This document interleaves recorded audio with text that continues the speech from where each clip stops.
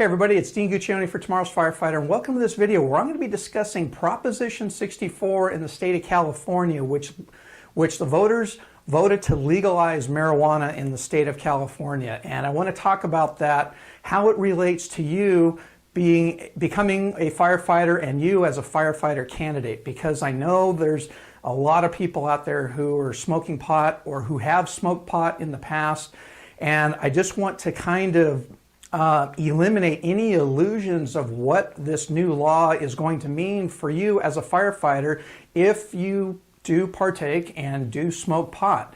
And the first thing that I'd like to say is one, the legalization of pot and smoking it for recreational purposes is not going to take effect and take place until January of 2018. So it's going to be illegal up until that point.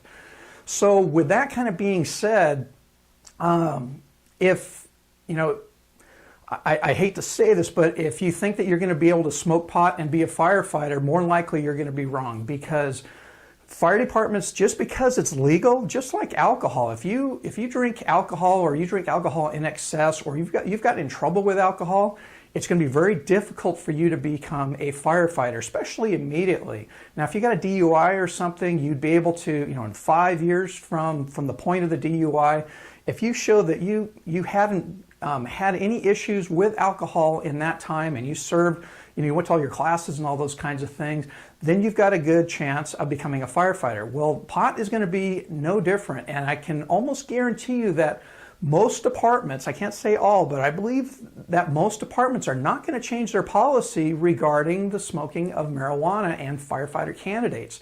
Right now, most departments require 36 months with no pot smoking at all.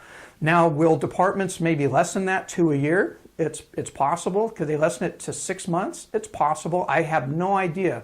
That's what this whole year coming up in 2017 is going to be about. It's going to be a time for fire departments to decide on their policy regarding legalized recreational marijuana smoking. So the best thing that I can say to you is, you know, just stay away from any and all drugs, period, because just because you think, oh, well, pot's legal like beer, so I can smoke pot anytime I want and I should be able to be a firefighter. Not true. It's not true at all. It's because of the perception that people will have, people who don't smoke pot and society as a whole when it comes to the fire service.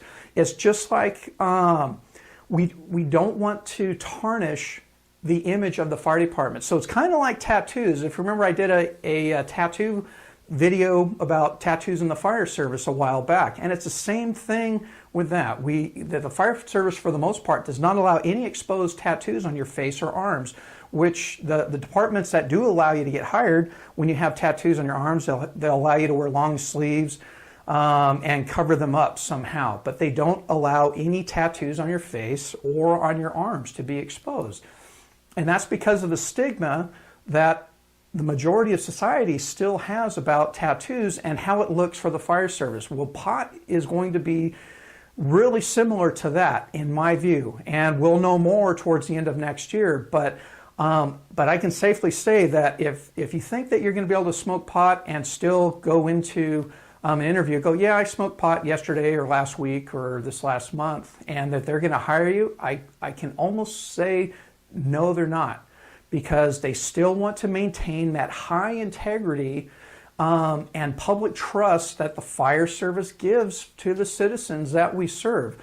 And if fire departments go, yeah, now we're going to be allowing our firefighters to smoke pot recreationally, just like they do drinking alcohol, it's not going to happen, because that is going to lose a significant amount of trust in the citizens that we serve and that we take care of. So I just really want to dispel all those kinds of illusions, because the fire departments still have the choice. Just because it's legal doesn't mean that they can't maintain their policy of no pot smoking for 36 months.